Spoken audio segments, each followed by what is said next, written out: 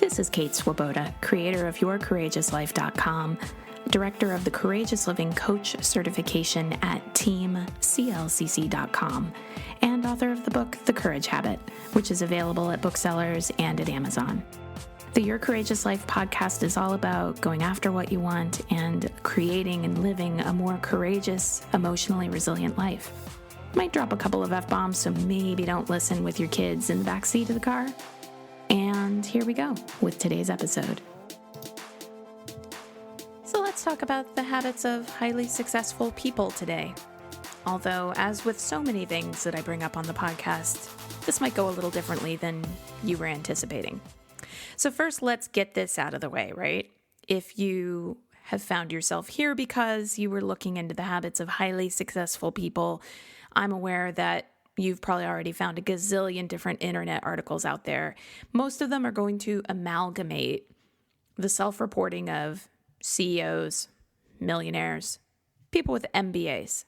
The habits of highly successful people that you read about will probably involve things like getting up at a certain time of day, setting priorities to execute or delegate, other tangible actions that enable those people to keep being CEOs and millionaires and run businesses.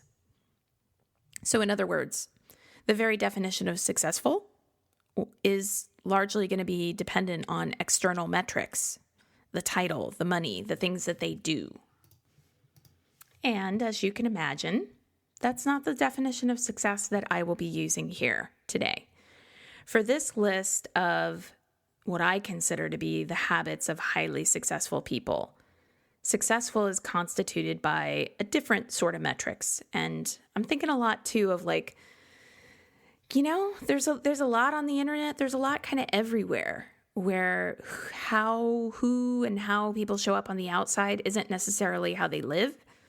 And of course, nobody's perfect. And of course, if a camera was following any of us around 24/7, there would be parts of ourselves we would see on camera that we would not like.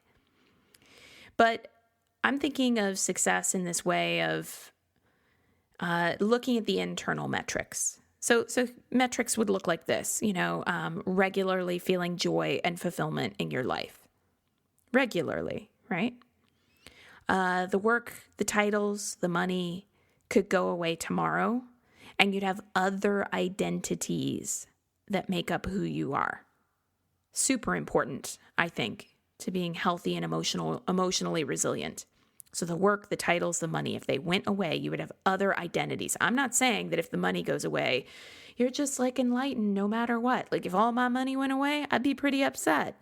But I would also have other identities that make up who I am. Another metric would be that you incorporate as much room for the invisible aspects of being human, like creative thinking or spiritual and intuitive connection, as you do to the tangible aspects of being human, writing the book, starting the company. I also think that successful humans really feel like flow is part of the gig. As self-actualizing, growth-oriented humans, those who are truly highly successful people are not rigidly attached to their habits. They're not rigidly attached to life being a certain way, or else they can't be happy. There's a flow that's part of their way of being. So if you want to be truly successful, here are the habits I think you want to cultivate. I'm just going to go ahead and say, since you're listening to this podcast, even though I might not have met you, here's what I think you want to cultivate. Tell me if you think I'm right. I'm always open to feedback. So here's a great habit. The habit of getting clear about your wanting, craving, and desire. Getting clear about your wanting, your craving, and your desire. So you want things, you desire things, and your goals can be positive obsessions that drive you towards development, or they could be hungry ghosts. Hungry ghost is like, since a ghost is air, you can't really feed a hungry ghost, actually. Yet the ghost is kind of haunting and always around. I think that's the image we're going for here. A hungry ghost is like this endless desire to feed yourself with status, with something outside of yourself. And it's this endless unfulfillment. So how do you know which is which? How do you know whether you're in that positive obsession place versus that hungry ghost place? Oh, well, through trial and error, through making mistakes, through learning discernment about what you truly want. There's really no way to hack that process other than listening, really listening to the people who have come before you, who keep telling you that your social media following or the car you drive or the amount of money you have or your job title will be no guarantee of happiness. Other than that, it's all exploration to set about knowing who you truly are and what you truly want. Welcome to the human experience, right? Here's another habit you might want to cultivate, the habit of making conscious choices. So, how many times are you picking up your phone each day? Some people are like, damn it, Kate, don't ask me that question. Okay, I'll go to a different one. How much time are you surfing the internet? Damn it, Kate, don't ask me that question. I get it, right? How many times a day do you think to yourself, I hate this job? How often are you spinning in fear about the state of the world when you read the news headlines? What are you eating? Do you move your body? Do you know what your life's biggest dreams are? Do you set conscious priorities that move in the direction of those dreams? Now, here's the thing. You don't need to only eat lettuce leaves, I promise, or perfectly organize your closet or decide never to look at social media again. You don't have to do any of those things, nothing drastic here. But if you want to adopt the habits of highly successful people in this wonderful, more human, more all-encompassing definition, you do need to make more conscious decisions. So is that food going to nurture you? Is surfing the internet really how you want to spend the gift of this day on the planet? Is thinking, I hate this job, over and over, helping you mentally, helping you emotionally, if you need to stay there at the moment in order to pay the bills? P.S. I'm going to vote no on that last one. So you got to ante up a bit and start getting conscious and real about what you think, how you want to respond to what you feel, the actions you want to take. So this is the habit of making conscious choices. Third habit of highly successful people, the habit of confronting your own resistance. Some people might say this is the habit of confronting my own bullshit, but we're going to just call it resistance. So I was facilitating a workshop and doing a little front of the room group coaching for someone I'll just call Resistant Rachel. So first things first, Rachel was a lovely, vibrant, creative human being with an infectious smile. Everyone adored her.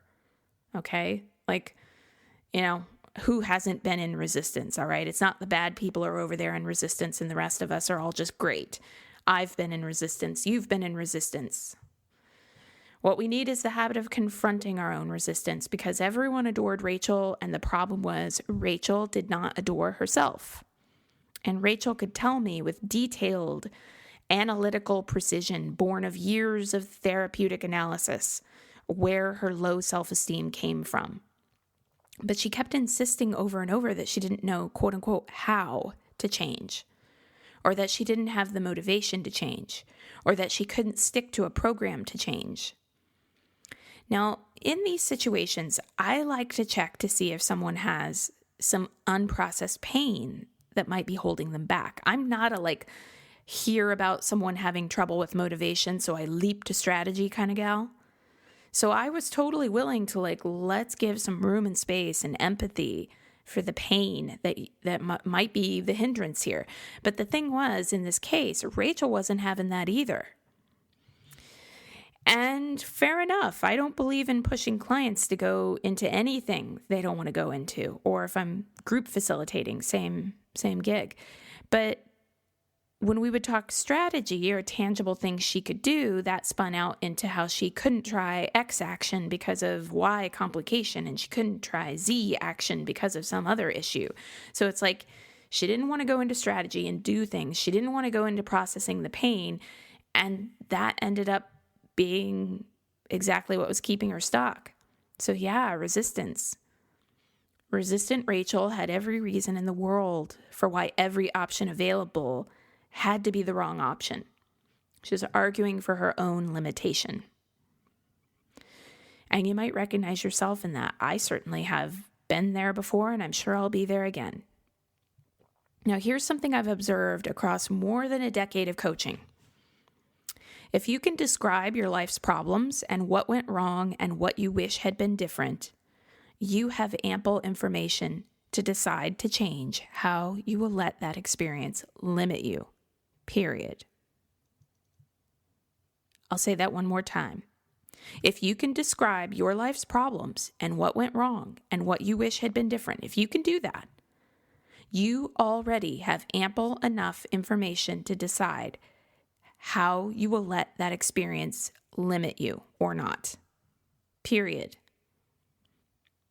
Once you have spent time in the pain, putting the situation into its context, tapping into the holy tears of holy rage, all that's left is this. What will you choose to make that experience mean for you and what you're capable of moving forward? There's not more to do. So if you know how to describe your life's problems and what went wrong and what you wish had been different, if you have spent some time tapping into the tears and the rage and the hurt, there's nothing more to do except what will you choose to make that experience mean for you and what you're capable of moving forward. And that is confronting your own resistance. The fourth habit of highly successful people, the habit of trusting that your feelings have value. Shutting down feelings simply does not work. I'm not suggesting in that last exercise with resistant Rachel that, she just should have gotten over it and started taking action. I'm not into that coaching paradigm. Shutting down feelings does not work, at least not in a habits of highly successful people kind of way as we're talking about it here. You can decide to feel feelings and then prioritize them. Or feel feelings and then not let those feelings dictate your next move. But feelings are part of the human experience. They do have value. Even your fear, your anger, your sadness, your overwhelm, they are all signals from your body saying, pay attention, there's something that requires your attention here. When you try to shut down those signals, they might temporarily get quieter, but then they'll scream louder later. In The Courage Habit, which is the book that I wrote, available at fine booksellers everywhere, my favorite thing to say ever, having an ISBN, I got to tell you, the coolest thing ever for a writer. All right, so in The Courage Habit, a little diversion there, I talk about how to start developing somatic awareness through accessing the body. And by the way, there are some Courage Habit book bonuses that are free to everybody, such as a body scan audio, if you feel like you're having a little trouble with trusting your feelings, that you can access through the Your Courageous Life subscriber library. Go to yourcourageouslife.com/begin, sign up, download any audio you want, worksheets, the whole gig. And, if that day with resistant Rachel, if she had decided to do something with her resistance, to scream it out, to take a breath with it each day, she can learn what the resistance is trying to tell her, and she can let it go. Now, my favorite way of accessing the body, which is part of this habit of trusting that feelings have value, is through meditation. And particularly, I love spoken word meditation. It doesn't cost money. The Insight Timer app for your phone is free. The Courage Habit takes you through several different options. If meditation's never been your thing and you don't want one type of meditation, try a different one. The point is to trust that your feelings have value. You got to choose something that taps into what you feel, and you got to do it daily, consistently. All right, habits of successful people, number 5 here.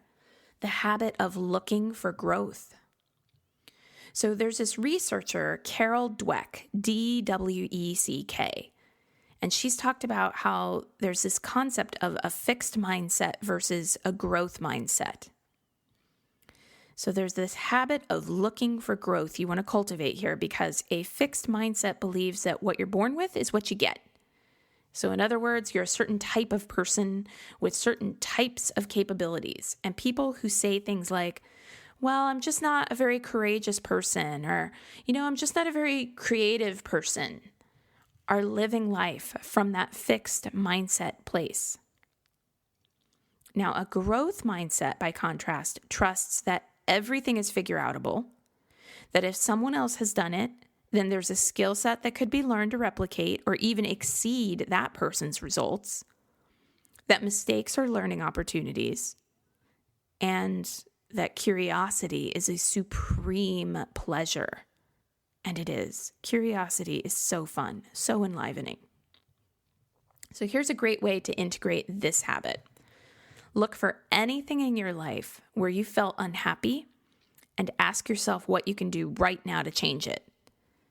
And as soon as something comes up about how there's not enough of something, like not enough time or money or capability, you ask yourself, okay, so who has faced these same challenges, wanted to do what I'm doing, faced these same challenges and surmounted them? And ask yourself what they did and start doing that. And yeah, you're going to find some places along the way where what they did isn't a match for you. And yeah, you're going to find some places along the way where what that person did isn't really applicable to you because they had access to some kind of resource or networking connection or something you didn't have access for. You're a unique human being. You're not a robot living life in imitation of other people, okay? But this is where you start. Everybody's got some kind of limitation when they're trying to go after something they want. So if you feel like you don't know where to start, this is it. This is where you start. You think of something that you want to do, that you want to change. And when something comes up about how there's not enough of something, you look around and you go, well, how could I find enough of something? Or how could I get it done even though there's not enough of something?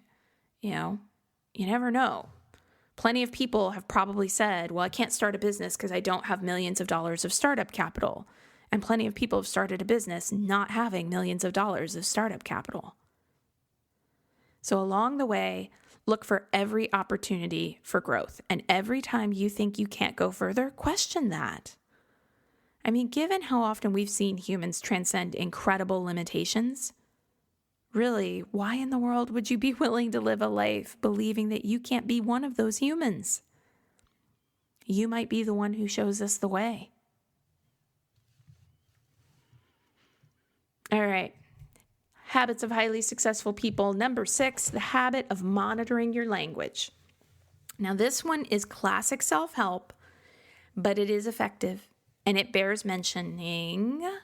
How often are you telling yourself that you can't, that you don't know, that you have to, that you wish you could, but, or explaining how bad things or bad people, quote unquote, always show up in your life, or how good things or good people, quote unquote, never show up in your life? And I never, and you will hear me say this across so many Your Courageous Life episodes all over my website. Of course, people have different levels of access. Of course, people have privileges. Of course, some people have more advantages. I'm not denying that at all. I'm just saying that, for most of the people who have access to an internet connection in order to listen to this somewhere, for most of the people, it's not that you can't, it's that you're not choosing to yet. It's not that you don't know, it's that you're either still learning or you do know, and you're ready to face even the things that are uncertain. See how this works? It's not that you have to, it's that you get to, or you choose to. It's not that you wish you could, but it's that you wish you could and you're ready to take action. It's not that bad things always show up in your life or good things never show up in your life. It's that in framing it that way, you're choosing to ascribe a lot of power to the bad stuff and minimize the good stuff. And for your own psychological health, please put more power on the good stuff. Minimize the bad stuff. Not as like a way of spiritual bypass or gaslighting, but as a legitimate research-backed cognitive behavioral tool to build your emotional and psychological resilience. Please ascribe a lot of power to the good. minimize the bad. It's a healthy tool to adopt. And a little side box on this one, this habit of monitoring your language. In particular, I really try to pay attention to my language around can't and have to, because I know that I live in privilege every day, and it seems to me a terrible affront to those who truly can't, who truly have to, who truly live in countries where they wish they could, but.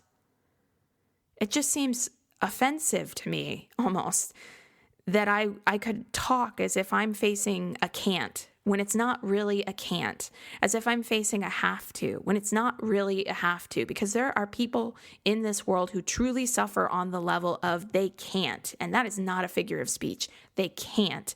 They have to.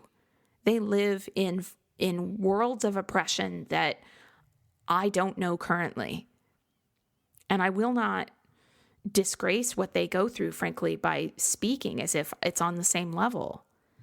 I think that if you are someone who has choices, who has the option to turn away from bad things and put your focus on the good of life, please, please, please do that. Exercise the options that you have the great privilege to exercise. Speaking of which, how about not saying I'm starving when you're simply hungry and food is abundantly available?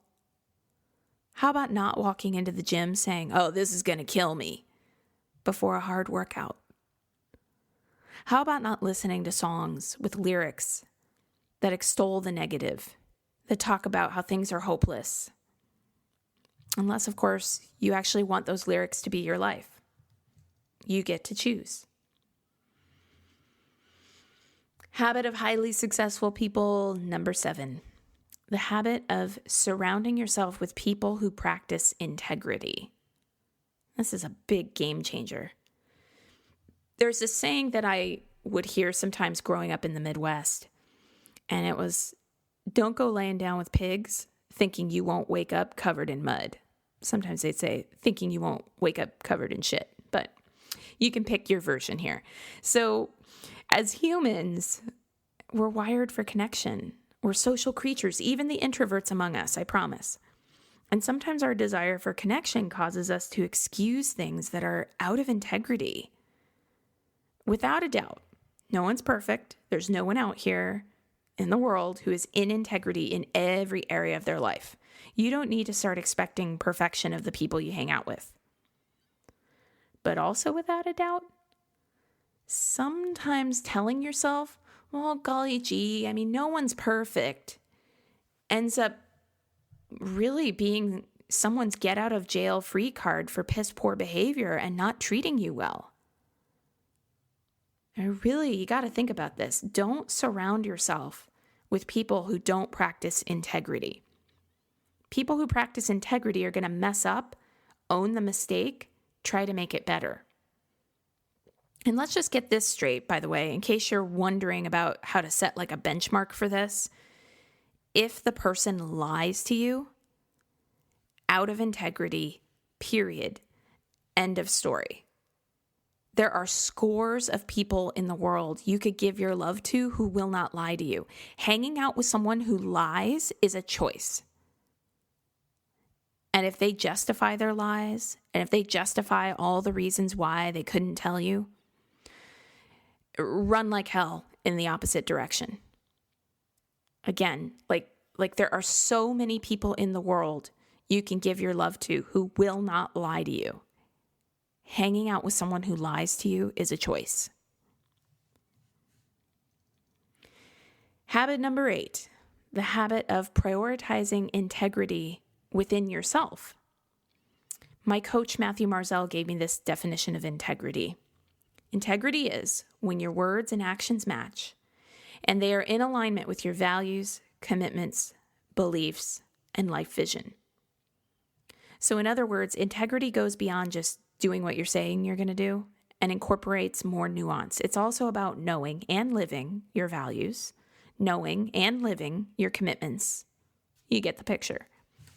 Now, the perfectionists among us, raising my hand here, can sometimes take this on as a mission. Like, yes, integrity, something else to try to be perfect at. So I like to remind people that it's not in integrity to try to make yourself perfect at being in integrity. Everybody is out of integrity somewhere. And the best we can do is notice that and then come back into integrity within ourselves, moment to moment to moment. That's what we do. Entree, the reason why I say that the habits of highly successful people have to include flow, not rigidity. And if you want to live a better life, if you want to step into these habits of highly successful people, you've got to stop wiggling out on your own integrity. You've got to stop saying someday when there is today. You've got to stop saying, well, I'll try, which only ever gives you a back door to give a half-hearted effort. Really, you've got to stop pretending as though you too are not on earth having a very short life experience. It is so short, you guys, that 100 years, if we're lucky, is simply not enough to experience the magnitude of what it means to be human. So let's stop wasting time. Let's redefine success, because it's sure as shit not about titles or money. Success is about how you feel in your own human skin, and it will require the courage for you to totally trust yourself, to make who you are on the inside into how you actually live on the outside. And that means everything. All right, that's today's podcast. Thank you so much for listening to today's episode. You know you can continue the work and the fun if you want to. Head on over to yourcourageouslife.com/begin and become a Your Courageous Life subscriber, because as soon as you sign up, you get access to an entire library of worksheets and audios and other bonuses. And of course, you'll be receiving more courage in your inbox. And who wouldn't love that? You can learn more about the Courageous Living Coach certification at teamclcc.com. You can get the Courage Habit at your local bookseller, on Amazon, wherever you like. We can even connect on social media.